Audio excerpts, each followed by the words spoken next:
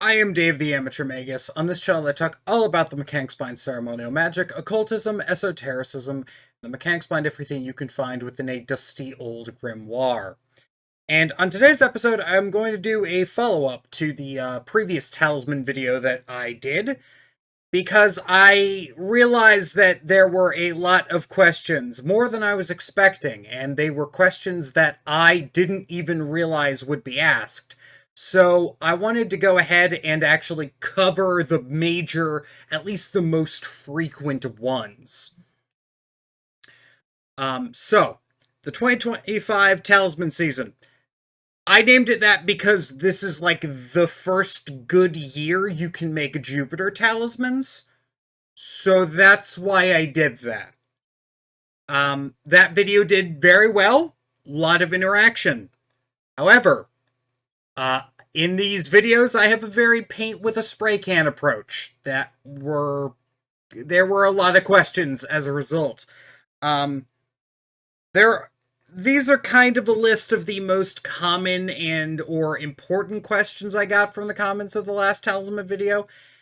And the Discord, because I also asked in the community Discord, link to that also in the description, and I asked about what people were interested in hearing about, and I asked what kind of questions they had, and I actually got some astrology charts that we will be looking at later. Thank you to the person who provided those. Okay. So, the biggest thing I had people reach out to me about was, do you have a store? Can I buy one of these for you? And after comparing prices for what this would cost, I cannot in good conscience go ahead and sell... One, I don't sell magic, period. I don't sell actually doing a spell for somebody. I will sell you how to do the spell. I will consult with you, I will teach you, I will do various other things, but I will not do the magic for you, and making a talisman is doing the magic for you. It's just not part of my magical licenses, not part of my magical goals, not what I'm here to do. But, however, the reason people were asking about that is because there are time constraints, there are money constraints, and so I ran the numbers, and I found that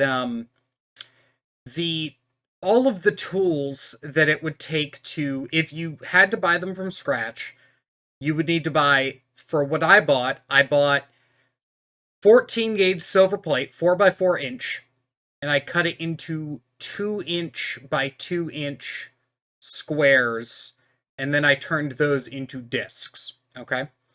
That cost approximately $150 in today's silver market. For the tools for that, you need aviation shears, sandpaper of varying grits, and ideally a rotary Dremel. Ideally. That would cost you about $100 to $150, depending on how much you go and splurge on your various tools. You could also, if you already have these tools, you could honestly get it down to like 50. But, again, you know, if you don't have the tools and you don't have the materials, that's like potentially $200 that you're dropping on talismans, despite the fact that these are supposed to be getting and paying you back, because this entire point was about Jupiter talismans, which are supposed to be for wealth. You know, that is kind of prohibitively expensive. That is a problem with a lot of ceremonial magic, especially if you're going all out. But for most people, time and material costs can be circumvented by paper talismans. That can be found in Regardy's How to Make and Use Talismans book, which you can find online thanks to Internet Archive. I say that the time investment can be resolved. Honestly, it's mostly the cost. But you can theoretically draw these out on a piece of paper, so that's why I'm saying that the time investment is lessened, because it takes a lot less time to go ahead and actually just draw something with a semi-blessed pen than it does going ahead and actually engraving something into a piece of silver. That is why I'm saying it is a time save. Paper talismans will do in a pinch, but they have less staying power than metal talismans or talismans made out of more solid materials. Say gemstones, for example.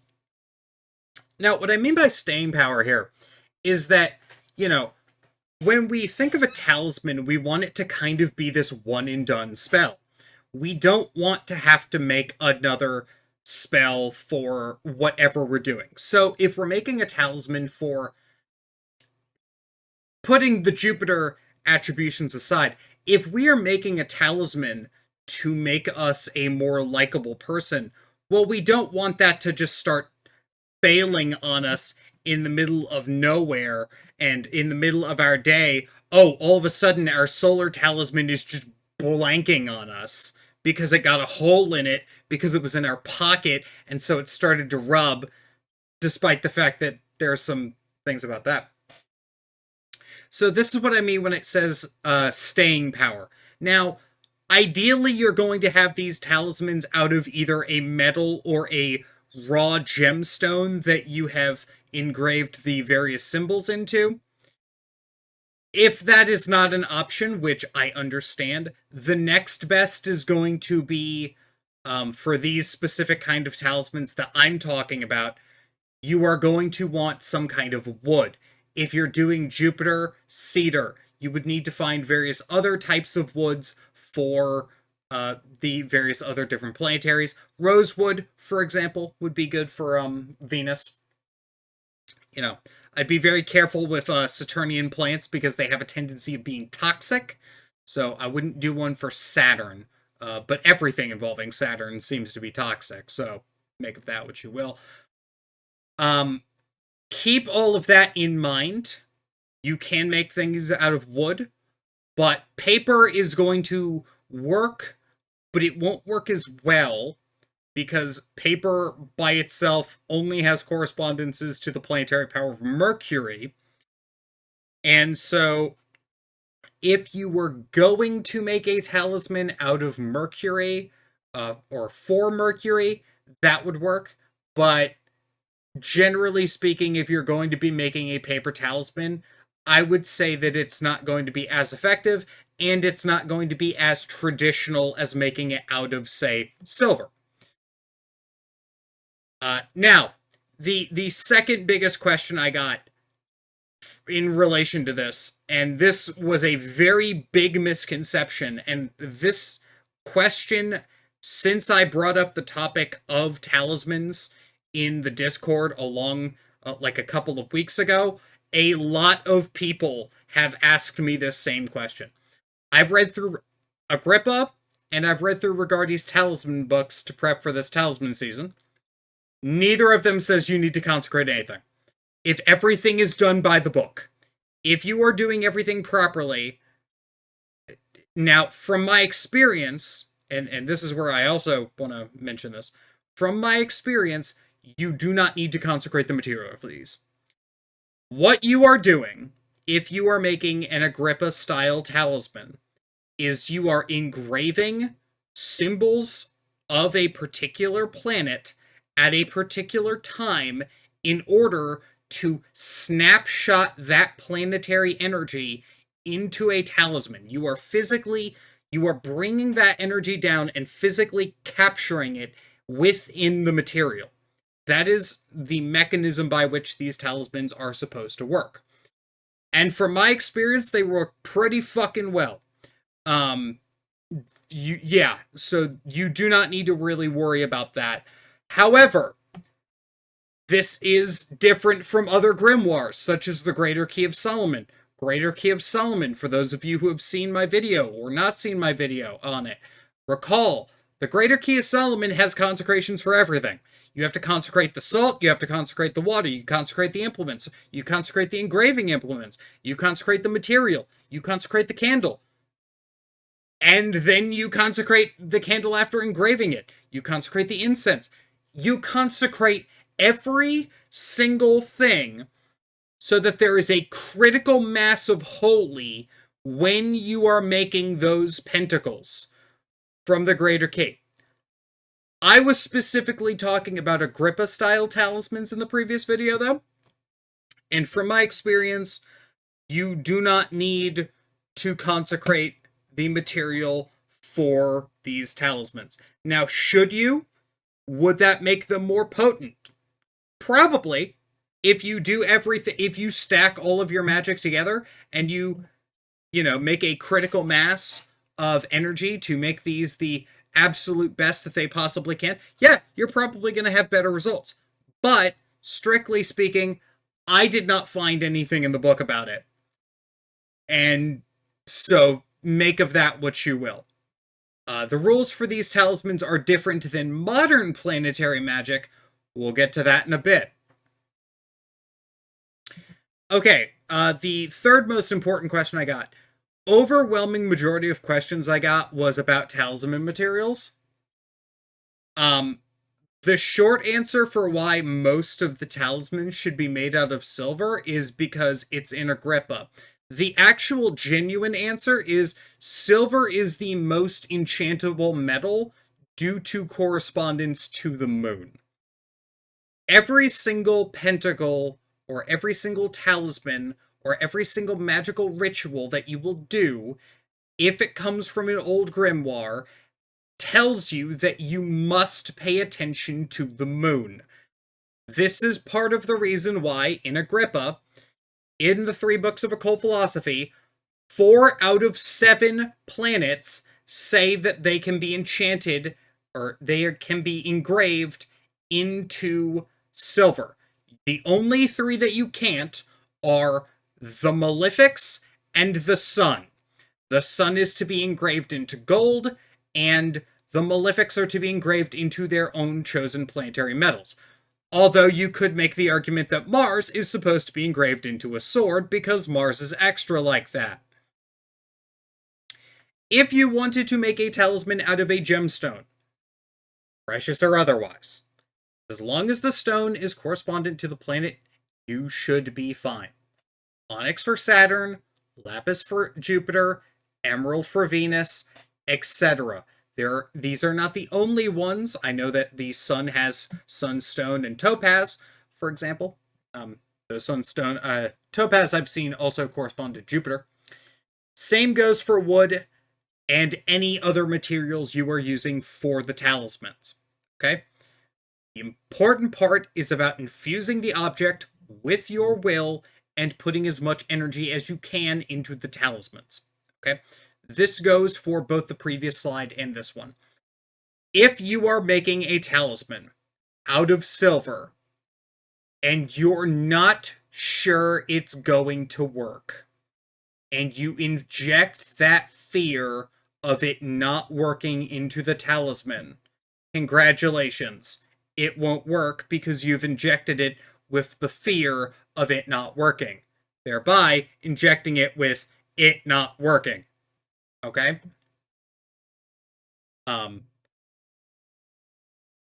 There will be a moment in the talisman making process where you will kind of realize that it is going to work. And so it's worth paying attention to that.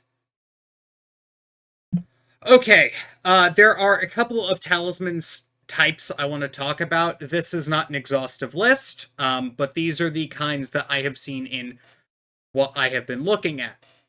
There are Agrippa-style talismans, talismans engraved with the specific abilities given in Agrippa's 3 books. These are more medieval-style astrological talismans, and as such need to follow those rules. I will note, a lot of overlap is given between this and the Picatrix. Personally, I have not read enough of the Picatrix to actually feel comfortable practicing out of it, but I do know it exists. Yes, the Picatrix is good. Go read the Picatrix. I'll get to it eventually. The second is going to be Regardie-style talismans. These are paper talismans usually made with the input from Israel Regardie's How to Make and Use Talismans. These are much more custom personalized talismans. Effectively, what that book is it is a short, about 60-page booklet on how to make talismans that are much more they're much more freeform. Regardi doesn't actually give you a lot of hard rules, but he gives you enough information to go ahead and actually get started. Those are all going to be paper, though he does give a little bit of information on how to do metal talismans if that was something that you were interested in. Then finally, we have enchanted objects. These are these are a lot more different. These are objects you go to a specific spirit to have enchanted for a given purpose.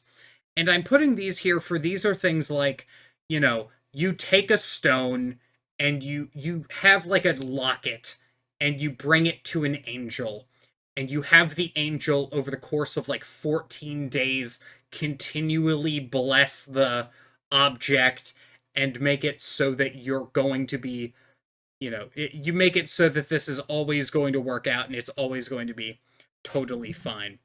Um, that is something that I would pay attention to there. That's not what I'm talking about here, though. I am going to mostly be focusing on the Agrippa style talismans for the duration of this, because if you've seen my channel, we mostly work out of Agrippa at this point. Now, a weird question I got, like this kind of threw me off guard. Do you need to use both sides of the talisman? Like, do you need to actually put things on both sides of the talisman? And this is something I've never seen answered directly. The closest comes in the form of Regardi's How to Make Talismans book, and Regardi basically says, here's what you can do. Make the talisman and then add a slip of paper so that you could fold it in and you could have like effectively 4 sides for the talisman.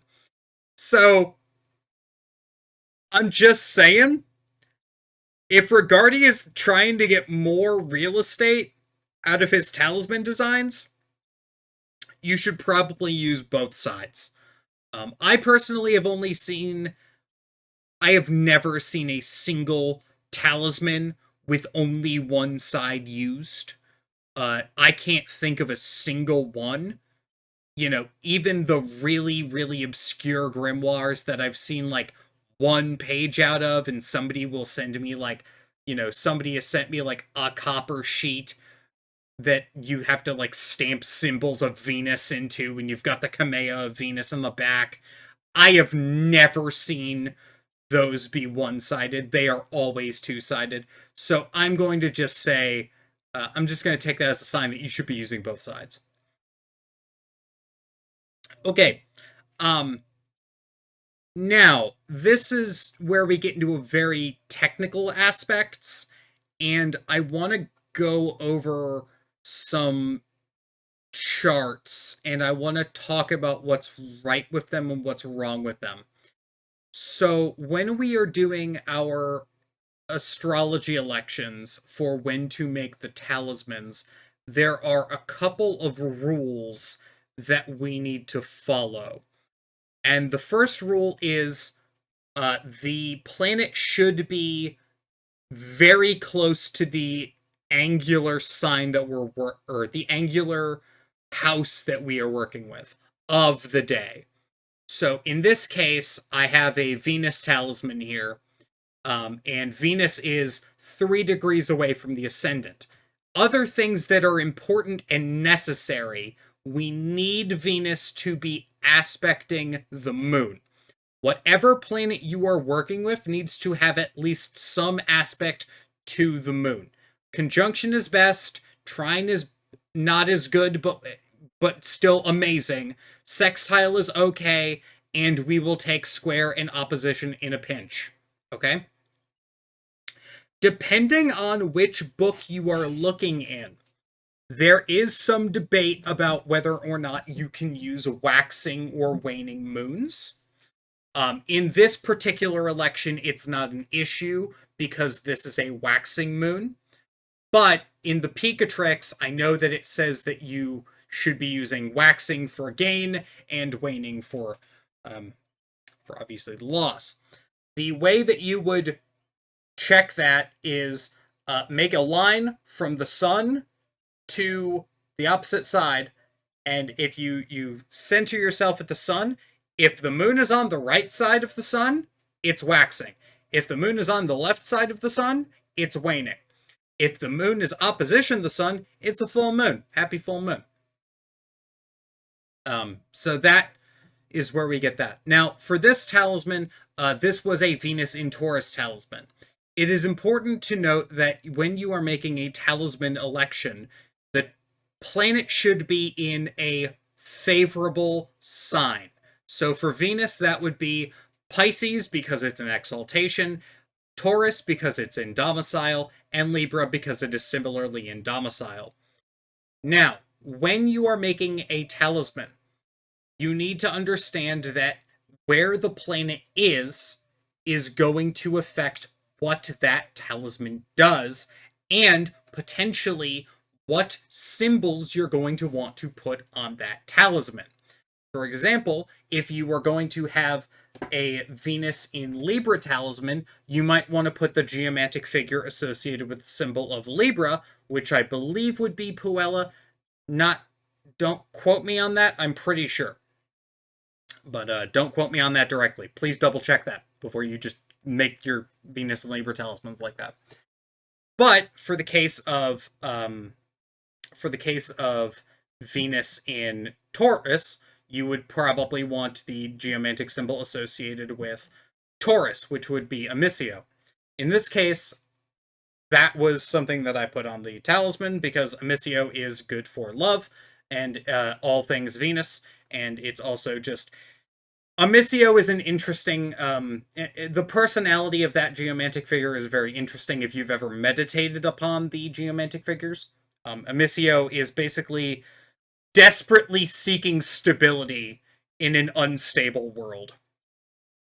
So that's part of the reason why it's very favorable there.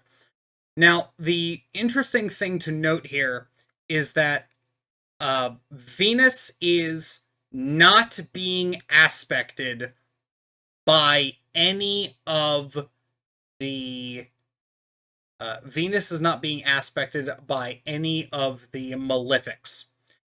That is an important thing. The moon, the Lord of the first house, which is whatever sign the ascendant is, can't be aspected by Mars or Saturn, right? So if, hypothetically, if I was making a moon in Cancer, doesn't really work.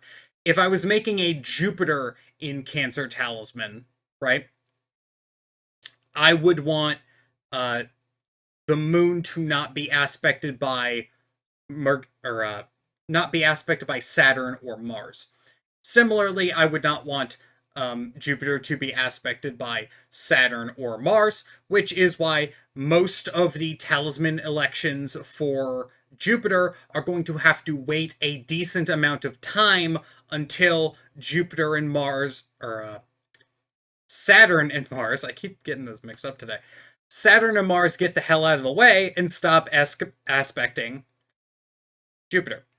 Now, this also needs to be done on the day or in the hour of that planet. So this was something that kind of tripped me up when I was looking into the rules a little bit, because I was of the impression that it had to be on the day of the planet. Not true. Needs to be on the day, or if it's not on that particular planet's day, it needs to be in that planet's hour. So for this particular example, this was actually made on a Wednesday in the very, very early morning, This was made very early in the morning when, because, it's very early in the morning when you have like the beginning signs. And when I went ahead and made this, it was actually the hour of Venus, and I believe this was like 10 minutes in because I needed the ascendant to move a little bit more. You want to make it so that when you are making these, Venus is as close to the ascendant as possible. Okay?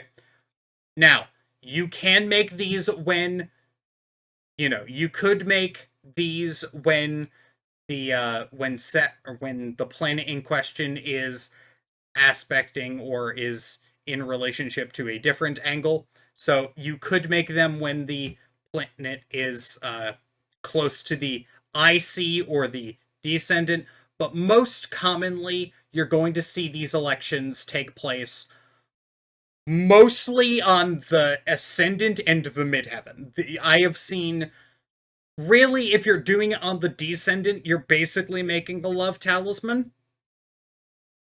Or you could make an argument that's trying to affect other people. One or the other. So, I personally really like this talisman election. Now, I know I said in the previous video that I wasn't going to make a Venus talisman. Yeah, that video was recorded like a month before I got... that video was recorded like a month before some stuff happened in my spiritual life, and I got yelled at, so that was going to happen. So, God had other plans, quite literally.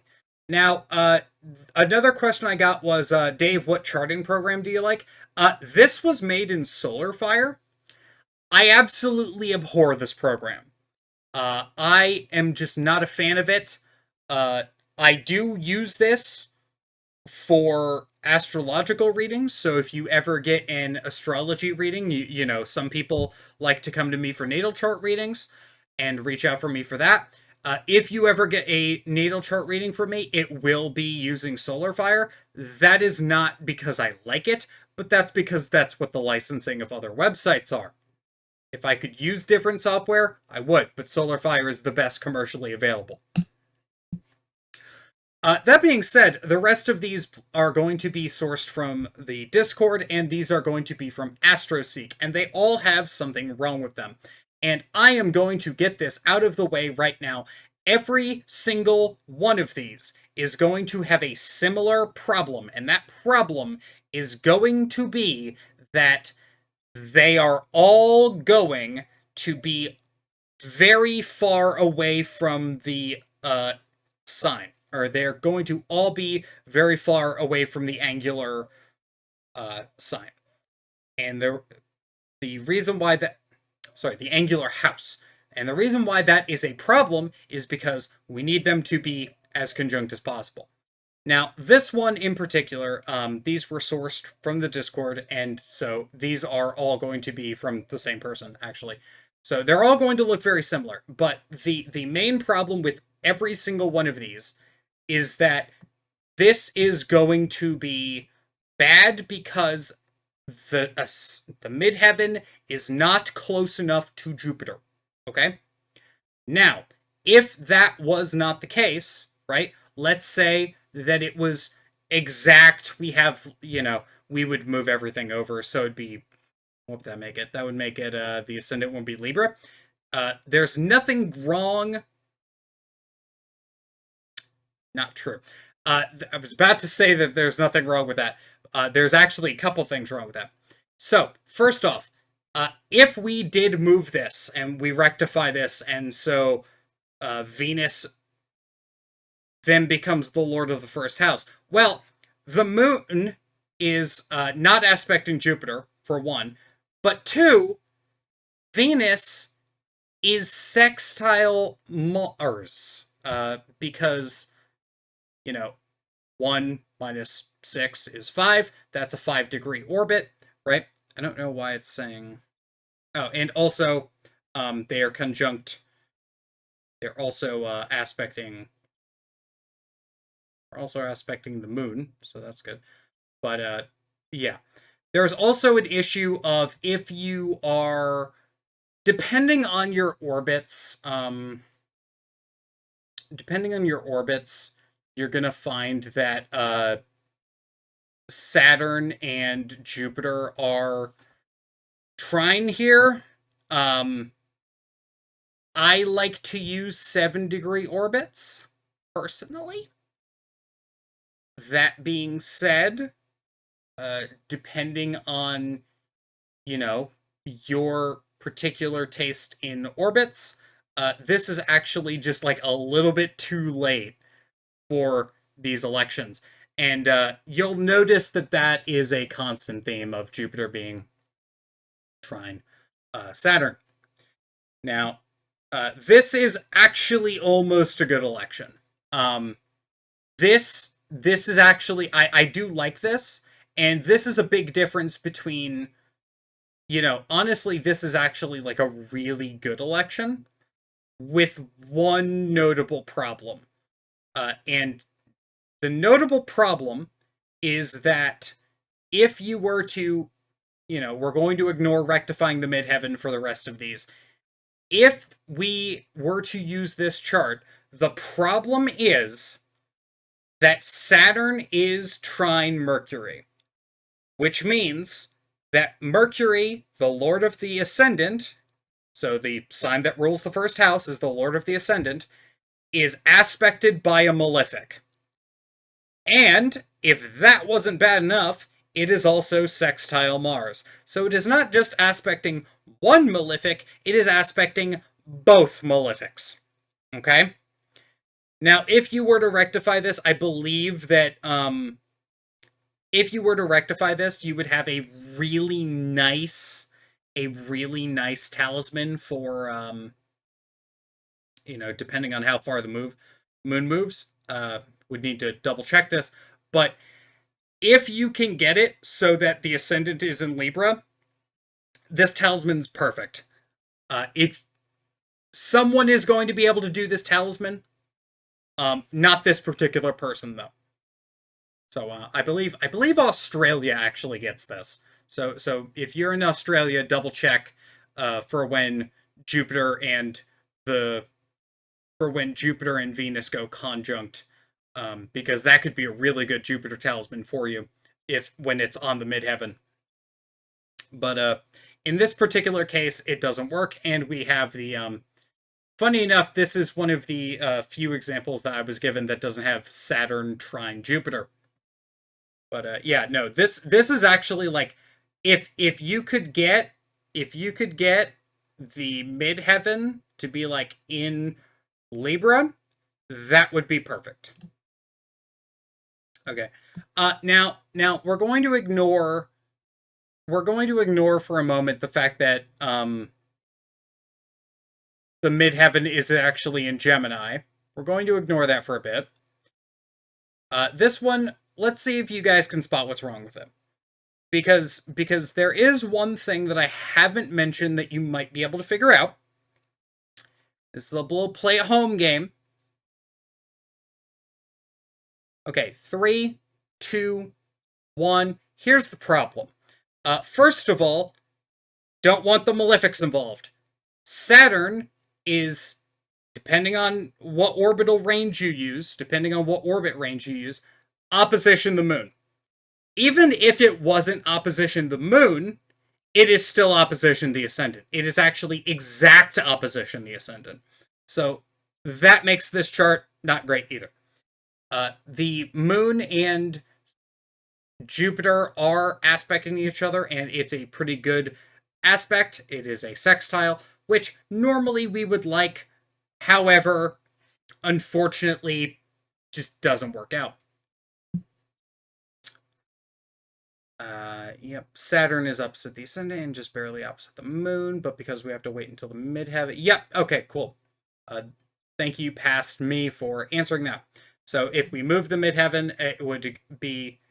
and if we rectify this and we wait for the midheaven to be in Libra, well, or wait for the ascendant to be in Libra, which would cause the midheaven to be in Cancer, well, the problem with that is Mars is sextile Venus, which also voids this chart. So, yeah. All right. Now, this chart is like just shy of being perfect, I would argue. This chart is like actually really good. There's one tiny problem with it. Depending on which orbits you use, and I've heard people use 7-degree orbits, 5-degree orbits for transits, that kind of thing.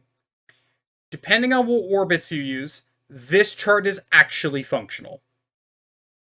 However, personally, I like to use 7-degree orbits. And so, we now have a grand trine between Saturn, Jupiter, and the moon. Okay? Now, some people might be asking, Dave, the moon is in Scorpio. That doesn't matter for this. We don't really care about where the moon is as long as she's just doing good aspects. But in this case, it is a problem because Saturn is going to be opposite. Saturn is going to be opposite, he's opposite the ascendant. Double check myself here. No, Saturn is just doing the grand trine. That's the main problem in this chart. So that also doesn't work. If you are a more modern astrology person, you could make the argument that this is an okay chart. I'm going to say that this chart is like just shy of greatness.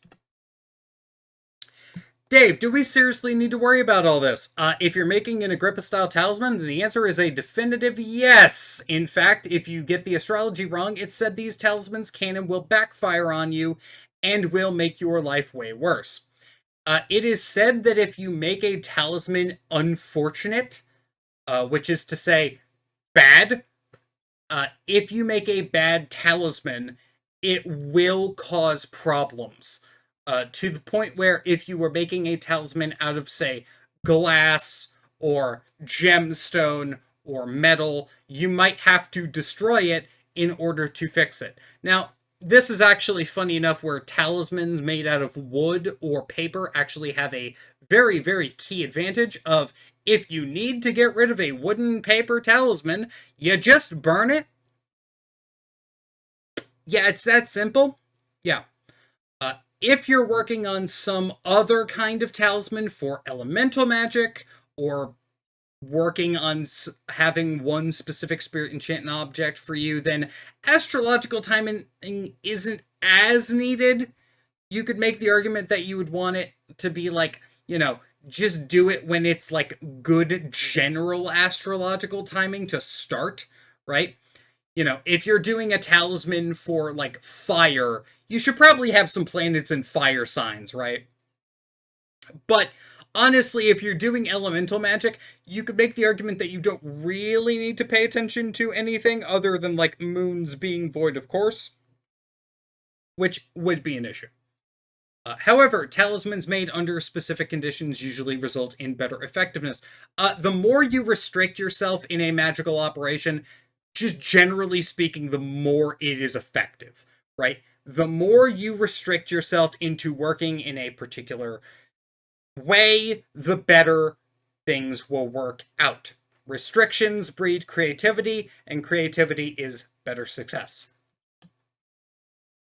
Here are just other questions I got that are important enough to include, but not important enough to dedicate a full slide to.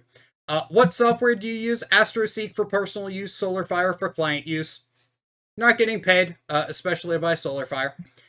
What orbits do you use? Typically within 8 degrees, but 0-degree aspects are worth paying special attention to. If you get an exact aspect, I like to pay more attention to that than anything else. Does waxing moon matter? Maybe. If you're taking the Picatrix into account, yes. Otherwise, they don't. Are old grimoires the best sources here? Yes, the best to learn more about the subject. Any YouTube channels? Medieval Astrology Guide channel. That's where I got a lot of my info. on the recent Talisman season because he is a person who does a lot of really good work beforehand. Final notes. These notes are mostly specific to for just planetary magic talismans. I've been doing a lot of research on the topic recently, so there will most likely be more content about talismans on the channel, especially if people like it. Also, while in the previous video I said if you can make a Saturn talisman, you should prioritize that. That does not mean you should be making your Saturn talisman when Saturn is in the literal worst sign for him to transit through. I had so many people think that that meant make the Saturn in Aries talismans. That is not what that means. Okay? And I actually want to show this on a chart. Yeah, we'll use this one. Okay, cool. If Saturn is here, if Saturn is like just entering Aries, right? We're going to say that it takes 3 years for Saturn to transit through a sign. Okay? Well, you know, if he exits Aquarius, right? He gets 3 years through Pisces, 3 years through Aries, 3 years through Taurus, right? 3 years through Gemini, 3 years through Cancer, 3 years through Leo, 3 years through Virgo, and then finally we can make Saturn talismans when he re-enters Libra. And then when he leaves Libra, we have to wait 3, 6 before he gets into Capricorn. Now, fortunately, when he enters Capricorn, we can just make Saturn talismans for 6 years, right? Because we have Saturn in Capricorn, and then we have Saturn in Aquarius, okay? But, after he leaves Aquarius, we have to wait for him to transit through 7 signs in order to get back to a sign that we're okay with making a talisman for Saturn in. Okay? This is why I said they are high priority, because if you don't make them when they're in a favorable sign, you can't make them for a long time, right? You know, we have 3, 6, 9, 18, 21 years, roughly. 21 years, roughly, I think. Yeah, something like that. Which that's definitely wrong because it takes like 30 years for Saturn to transit around the chart. But yeah, so it takes a long time for Saturn to get back into a sign that it is actually like okay to work with Saturn in. So that's why I said that. That's why I said Saturn is the highest priority. If you look at Jupiter, Jupiter is actually significantly better. So Jupiter takes like 1 year per sign, because it takes like Jupiter 12 years to transit the zodiac or something, right? So, you know, if when Jupiter is out of Cancer, right, we will have 1, 2, 3, 4, and then Sagittarius we get a year, right? And then 1, 2, and then on the 3rd year we get Pisces, and then we have to wait 1, 2, 3, right? So you at most have to wait like 4-ish years for Jupiter Talisman elections compared to the like 20 for Saturn. Okay? So that's why I said Jupiter is the second highest priority. That being said, in terms of like pure utility, Jupiter is objectively the best. Jupiter is objectively the best. Historically speaking, there have been too many notable rich people in history that have had Jupiter talismans to be ignored. There was a pope who was said to have died with the second pentacle of Jupiter in his pocket when he died, like made with the blood and everything. The talisman on the thumbnail of this video that I'm going to just go back. The talisman, actually, this talisman right here is said to be the talisman that this is a recreation of it, but this is a talisman that Joseph Smith, the founder of the Mormon religion, had in his pocket. So when I say that Jupiter talismans are potent, there is historical precedence for how potent they are. So yeah. Again, I've been thinking a lot about talismans, been working a lot with talismans, been doing a lot about talismans, doing a lot of prep for them, doing a lot of research on them when I can't do prep for them, doing a lot of everything. So if you enjoyed the talisman content, I am more than willing to yap about this even more. So, that being said, I have been Dave the Amateur Magus. If you enjoy what I do here and you want to support the channel, link in the description of the Patreon and all of my social media and all that stuff. Hope everyone is having a good day. Hope if you're not having a good day, I hope your day gets a little bit better. Take it easy, take care, and I will see you next time. And I am going back to standing in front of my fan because it is like 90 degrees here. Take it easy.